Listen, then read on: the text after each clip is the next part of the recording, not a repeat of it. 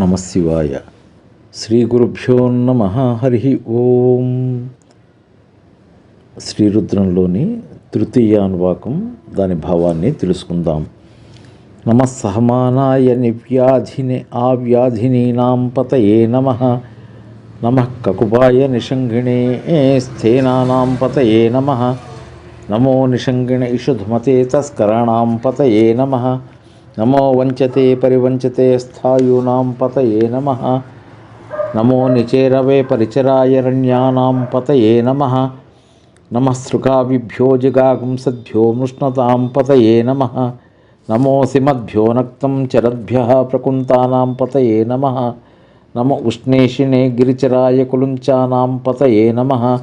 నమ ఇషుమద్భ్యో దన్వప్యుభ్యశ్చ ఓం నమః.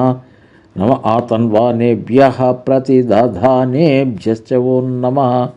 నమ ఆయుశ్చద్భ్యో విసృజద్భ్యశ్చ ఓం నమః. నమోస్యద్భ్యో విజ్జద్భ్యశ్చ ఓం నమః. నమ ఆసీనేభ్యః శయానేభ్యశ్చ ఓం నమః. నమస్వపద్భ్యో జాగ్రద్భ్యశ్చ ఓం నమః. నమస్తిష్టభ్యో ధావద్భ్యశ్చ ఓం నమః. నమస్సభాభ్యా సభాపతిభ్యశ్చ ఓం నమః. నమో అశ్వేభ్యో అశ్వపతిభ్యశ్చ ఓం నమః. ఇప్పుడు తృతీయ అనువాకానికి భావాన్ని తెలుసుకుందాం. ఓ రుద్ర,